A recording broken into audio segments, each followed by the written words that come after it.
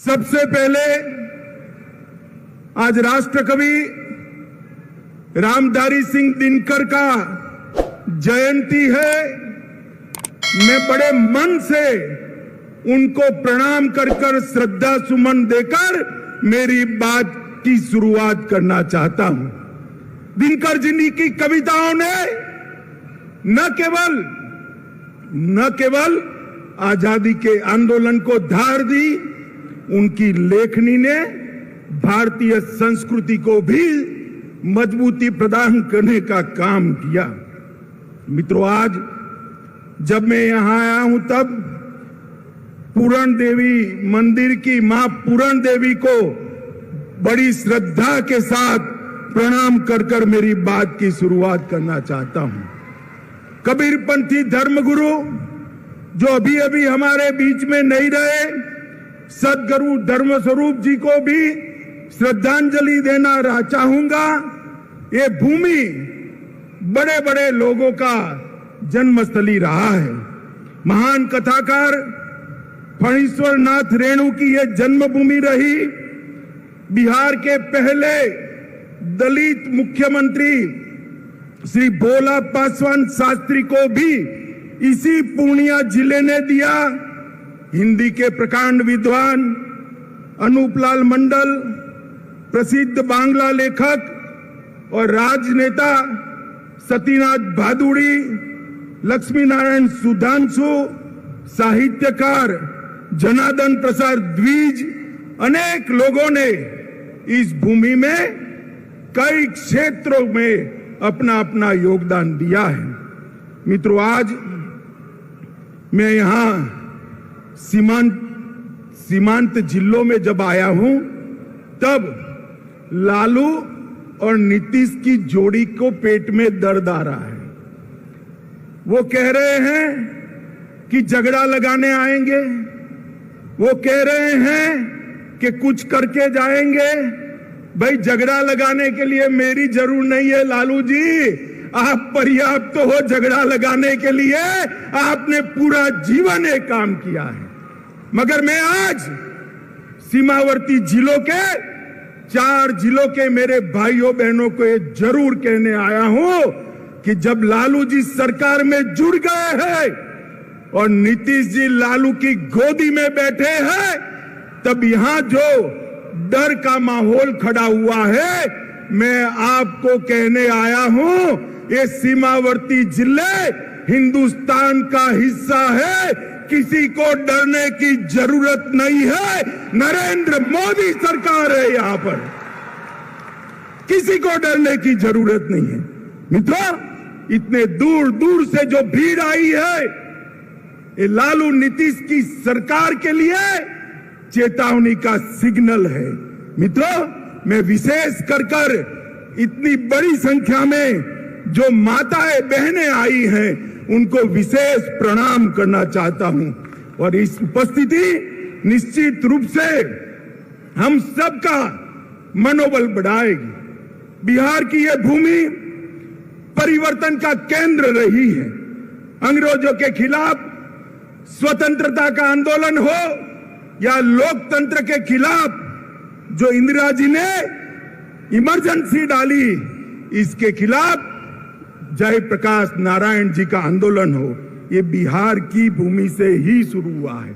और आज भाजपा को धोखा देकर लालू की गोद में बैठकर नीतीश जी ने स्वार्थ और सत्ता की राजनीति का जो परिचय दिया है, उसके खिलाफ ब्यूगल फूंकने की शुरुआत भी यही सीमावर्ती जिलों से, यही बिहार की भूमि से शुरुआत होगी।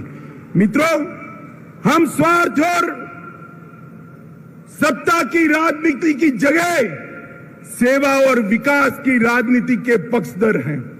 भारतीय जनता पार्टी ने कांग्रेस के खिलाफ जो यहां पर बिहार की भूमि पर से एक आंदोलन खड़ा हुआ था, कभी वो आंदोलन को छेड़ देने का काम, दगा देने का काम भारतीय जनता पार्टी ने नहीं किया था। मगर मुझे बड़ा अफसोस है, प्रधानमंत्री बनने के लिए नीतीश बाबू ने जो एंटी कांग्रेस राजनीति से जन्म लिया, इसकी पीठ में छुरा भोंककर आज आरजेडी और कांग्रेस की गोदी में बैठने का काम किया है। मित्रों, मैं आप सभी से पूछना चाहता हूं, इस प्रकार का सत्ता के स्वार्थ से दल बदल कर नीतीश बाबू प्रधानमंत्री बन सकते हैं क्या? अरे जोर से बोलिए, बन सकते हैं क्या? बिहार में सरकार चल सकती है क्या? सुन लीजिए नीतीश बाबू, कान खोल कर सुन लीजिए। आपने आपकी राजनीति की शुरुआत से ही एक के बाद एक कई लोगों के साथ यही किया है। सबसे पहले जनता पार्टी में देवीलाल गुट के साथ आप चले गए, उसके बाद लालू जी के साथ कपट किया। लालू जी, आप ध्यान रखिएगा, नीतीश बाबू कल आपको छोड़कर कांग्रेस की गोदी में बैठ जाएंगे और आप धरे के धरे रह जाओगे, किसी को मालूम नहीं पड़ेगा।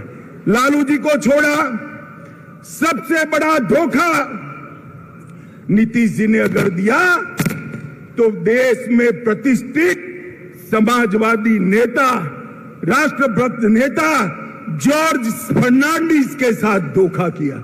जॉर्ज फर्नांडिस को उनके कंधे पे बैठकर समता पार्टी बनाई और जॉर्ज बाबू का जब स्वास्थ्य अच्छा नहीं रहा, तनिक देर भी नहीं लगाई, इनको हटाकर वो राष्ट्रीय अध्यक्ष बने।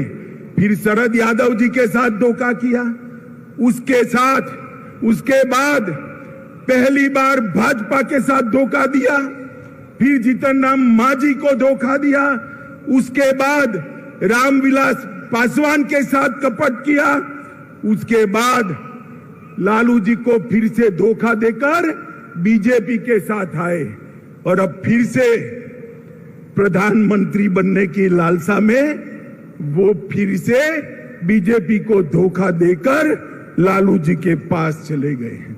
मित्रों, मैं आज इस विराट सभा से लालू जी और नीतीश जी दोनों को कहना चाहता हूं कि आप जो ये दल बदल कर रहे हो ना बार बार, वो धोखा किसी पार्टी के साथ नहीं, मोदी जी के साथ नहीं है।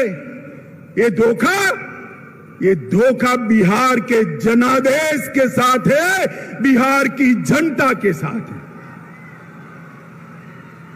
मुझे बताओ, सीमांत जिले वाले सभी लोग आपने जो वोट दिए थे, वो लालू जी के साथ जाने के लिए वोट दिए थे या मोदी जी के साथ जाने के लिए? जोर से बोलिए, मोदी जी के साथ जाने के लिए वोट दिया था ना? अब आएंगे, उन्होंने कहा है हम भी जाएंगे, तो हिसाब पूछना कि भाई वोट तो मोदी जी के नाम से लिया था, अब लालू के साथ पहुंचकर हमारी सलामती क्यों क्वेश्चन मार्क कर दी? आज सीमावर्ती जिलों में एक आशंका बनी हुई है। मैं सभी को कहने आया हूं, कोई डरिएगा नहीं। लालू नीतीश की जोड़ी भले आ गई, ऊपर नरेंद्र मोदी की सरकार है, किसी की हिम्मत नहीं है सीमावर्ती जिलों में मनमानी करने की। मित्रों, मोदी जी ने एक बड़प्पन दिखाया था, हमसे आधी सीटें आई थी, आधी सीटें। नीतीश बाबू आप आधे बनकर रह गए थे, फिर भी हमने बड़प्पन दिखाकर आपको मुख्यमंत्री बनाया था, क्योंकि मोदी जी ने वादा दिया था हम नीतीश बाबू के नेतृत्व में लड़ेंगे। मगर आप जैसे ही लोकसभा का चुनाव नजदीक आया, प्रधानमंत्री बनने के लिए कांग्रेस और लालू जी की गोदी में बैठ गए। आप क्या मानते हो, बिहार की जनता आपको जानती नहीं है? नीतीश बाबू 8 साल पहले की बात मैं याद कराना चाहता हूं। 14 में भी यही किया था। लोकसभा की 2 सीटें रह गई थी आपकी, कहीं के न रहे थे, न घर के रहे थे, न घाट के रहे थे। ये लोकसभा का चुनाव 24 का आने दो। मैं कहता हूं ये लालू नीतीश की जोड़ी के बिहार की जनता सुपड़ा साफ करने वाली है और 25 के चुनाव में भी हम पूर्ण बहुमत के साथ यहां भारतीय जनता पार्टी की सरकार बनाने जा रहे हैं। मित्रों, नीतीश कुमार कोई राजनीतिक विचारधारा के पक्षधर नहीं है। वो समाजवाद छोड़कर लालू जी के साथ भी जा सकते हैं, जातिवादी राजनीति कर सकते हैं। वो समाजवाद छोड़कर वामपंथियों के साथ भी बैठ सकते हैं। वो कांग्रेस छोड़कर वामपंथियों के साथ भी बैठ सकते हैं और वो राजद छोड़कर भाजपा के साथ भी आ सकते हैं। उनकी एक ही नीति है, कुर्सी मेरी अक्षुण्ण रहनी चाहिए। मगर नीतीश जी, इतने समय तक बिहार की जनता ने आपको बेनिफिट ऑफ डाउट लिया है, अब जान गए हैं इस बार चुनाव में ना लालू की पार्टी आएगी ना आपकी पार्टी आएगी। बिहार में खिलेगा तो केवल मोदी जी का कमल खिलेगा। मित्रों, यहां सीमांत जिलों में जनजातियों के साथ बहुत अत्याचार हो रहा है, उनको भगाया जा रहा है और जो मोदी जी जनजातियों की योजना भेज रहे हैं वो भी मेरे जनजातीय भाइयों के पास पहुंचती नहीं है। मैं आज जनजाति भाइयों बहनों को कहने आया हूं कि मोदी जी ने संथाल के गरीब घर में जन्मी हुई द्रौपदी मुर्मू को राष्ट्रपति बनाकर देश भर के गरीबों का सम्मान करने का काम किया है, देश भर के गरीबों का। और मित्रों, नीतीश बाबू ने लालू जी को साथ लेकर अपना जंगल राज के प्रति रवैया स्पष्ट कर दिया है। माताओं, भाइयों, बहनों, मुझे बताइए, आपको जंगल राज चाहिए क्या? जोर से बोलिए, चाहिए जंगल राज? फिर से फिरौती वाला राज चाहिए? फिर से अपहरण वाला राज चाहिए? फिर से जातीय हिंसा वाला राज चाहिए? मित्रों, जब लालू जी सरकार में है तो कौन उससे बचा सकता है? बैठते ही कहते हैं ना, पूत के लक्षण पालने में ही मालूम पड़ जाते हैं। जिस दिन शपथ हुआ उसी दिन से बिहार की कानून और व्यवस्था की स्थिति चरमरा गई है। और फिर नीतीश जी क्या कहते हैं? षड्यंत्र है। अरे नीतीश बाबू, कब तक गुमराह करोगे? षड्यंत्र है तो षड्यंत्र करने वाले को पकड़ते क्यों नहीं हो? कौन रोकता है? आप नहीं पकड़ पाओगे क्योंकि षड्यंत्र करने वाले आपके साथ सत्ता में भागीदार बनकर बैठे हैं। आपकी हिम्मत नहीं है उन तक हाथ लगाने की। मैं पूछना चाहता हूं नीतीश कुमार जी को और एक नए नेता बनाए लल्लन सिंह जी को, भैया ये चारा घोटाले की आप बूम लगाते थे, अब क्या करोगे? चारा घोटाले करने वाले तो आपके यहां मंत्री बन गए, क्या पूछोगे उनको? कैसे पकड़ोगे? और मंत्री बनते ही लालू के दबाव में सीबीआई पर बैन लगाने की सोच रहे हैं। सीबीआई पर बैन। नीतीश जी, एक जमाना था आपने सीबीआई में पिटीशनें करवाई थी, आज लालू के भय से, सत्ता के मोह से आप फिर से सीबीआई की साथ जाने की जगह सीबीआई के खिलाफ बैठे हो। मित्रों, पूरे बिहार पर जंगल राज का खतरा मंडरा रहा है। मैं बिहार की जनता को कहने आया हूं, 24 में एक बार आपका पर्चा बता दीजिए। 24 में एक बार बिहार अपना फैसला सुना दे कि बिहार में अब अगर शासन चलेगा तो नरेंद्र मोदी जी के नेतृत्व में भारतीय जनता पार्टी का शासन चलेगा। ये फैसला एक बार 24 में सुना दीजिए, 25 अपने आप सेट चले। मैं बिहार के युवाओं को भी कहना चाहता हूं, ये लालू नीतीश की जोड़ी अब एक्सपोज हो चुकी है। वो बिहार को आगे नहीं ले जा सकती। अब बिहार को आगे ले जाना है तो मोदी जी के नेतृत्व में पूर्ण बहुमत की भारतीय जनता पार्टी की सरकार बनाई। मित्रों, ये बिहार, पड़ोस का झारखंड, ये दोनों राज्य वामपंथी उग्रवाद के अड्डे हुआ करते थे। ये 3 साल में ही मोदी जी के नेतृत्व में वामपंथी उग्रवाद से बिहार को मुक्त कराने का काम भारतीय जनता पार्टी के नेता और हमारे प्रिय प्रधानमंत्री मोदी जी ने किया है। चक्रबांधा और भीम बांधा के जंगलों को पूर्णतः वामपंथी उग्रवाद से मुक्त कराने का काम मोदी जी ने किया है। मित्रों, मोदी जी गरीबों का सशक्तिकरण करना चाहते। मोदी सरकार गरीबों की सरकार है।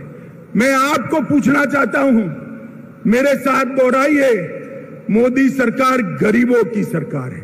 आप मुझे बताइए, मोदी सरकार किसकी सरकार है? जोर से बोलिए, मोदी सरकार किसकी सरकार है? 50% से ज्यादा आबादी बिहार की गरीब आबादी है। मोदी जी ने करोड़ों लोगों को घर देने का काम किया। बिहार के घरों में 100% बिजली पहुंचाने का काम किया। मेरी माताएं बहनें बैठी है, लाखों की संख्या में गैस के सिलेंडर पहुंचाने का काम किया। 5 लाख तक बिहार की 50% आबादी को स्वास्थ्य का पूरा खर्चा माफ करने का काम नरेंद्र मोदी सरकार ने किया। हर घर में शौचालय पहुंचाने का काम किया। जोर से ताली बजाना मेरी ये बात के बाद। 2 साल तक कोरोना के टीके लेने के बाद 2 साल तक हर गरीब को प्रति व्यक्ति प्रति माह 5 किलो राशन मुफ्त में देने का काम नरेंद्र मोदी जी ने किया है। हर एक के घर में बैंक अकाउंट पहुंचाया। आपका फायदा डायरेक्ट बेनिफिट ट्रांसफर से आता है। अब लालू के बिचौलिए आपका हक नहीं ले सकते। ये काम नरेंद्र मोदी सरकार ने किया। बिहार के विकास के लिए मैं सीमांत क्षेत्र की बात करता हूं। ये पूर्णिया में हवाई अड्डा बन गया। लगभग 12 जिलों के लोगों को बागडोगरा या पटना नहीं जाना पड़ेगा। यहां से सस्ते हवाई जहाज में बैठकर दिल्ली और मुंबई जा सकते। अरे ताली बजाओ भाई, हवाई अड्डा आप लोगों के लिए बनाया है। महेशकुंड, सहरसा, पूर्णिया 1000 करोड़ से नेशनल हाईवे 107 का दोहरीकरण करने का काम किया। पूर्णिया खगड़िया रोड को 2 लेन बनाने के लिए 650 करोड़ दिए। किशनगंज में 4 लेन बाईपास 250 करोड़ के खर्चे से चालू हो गया है।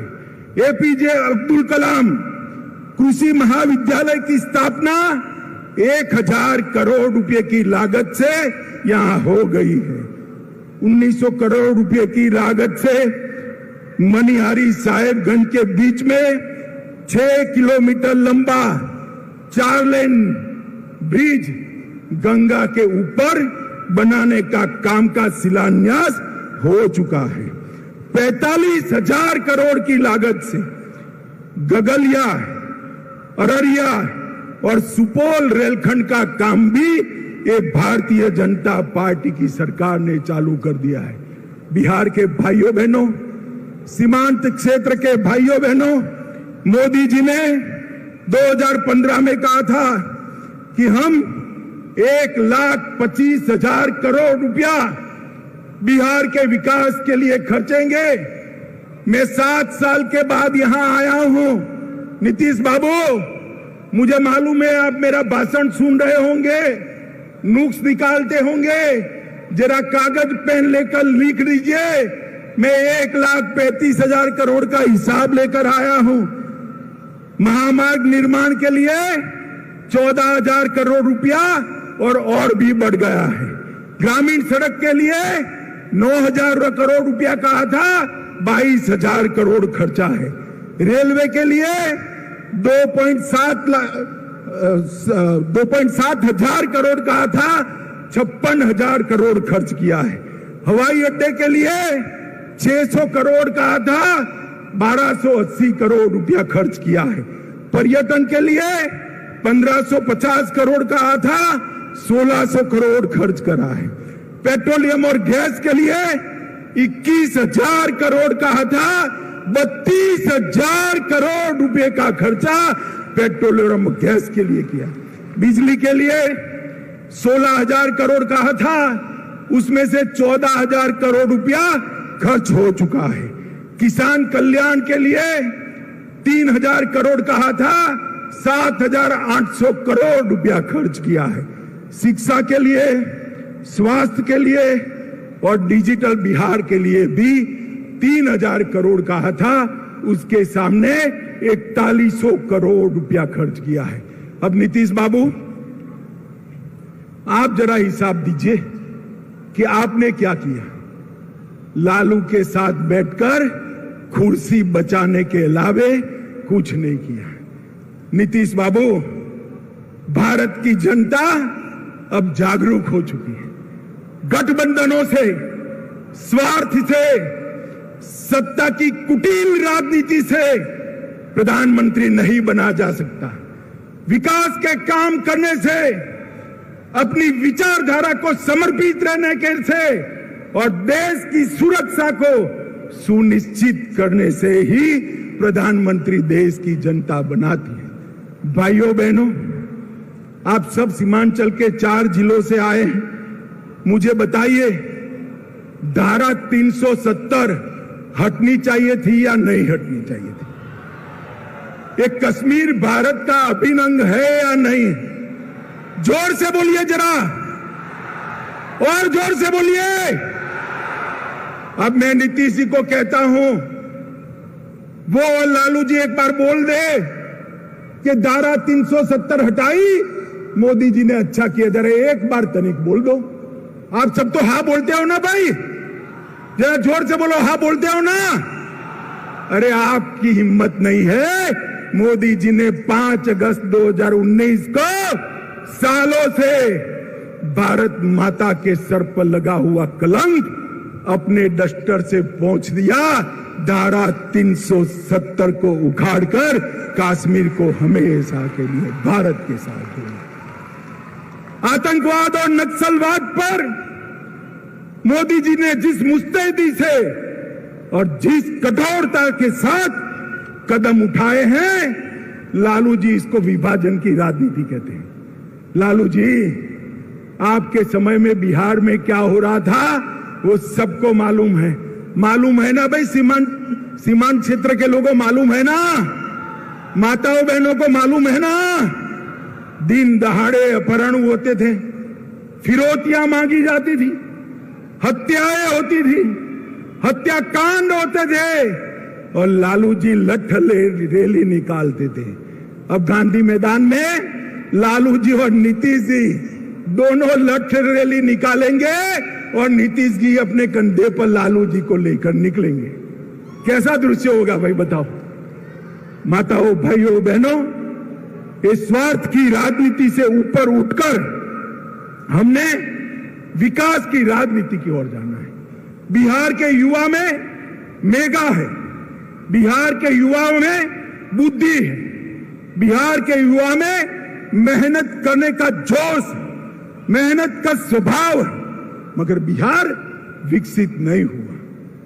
आज जहां जहां मोदी जी की पूर्ण सरकारें हैं, वो वहां देख कर आइए कि इस प्रकार का विकास हुआ है। मैं आपको एक बार कहना चाहता हूं, आपने भाजपा को हमेशा वोट दिया मगर लंगड़ी सरकार बनाई। एक बार भाजपा को पूर्ण बहुमत दे दीजिए, हम बिहार को देश का सबसे विकसित राज्य बनाएंगे मित्रों।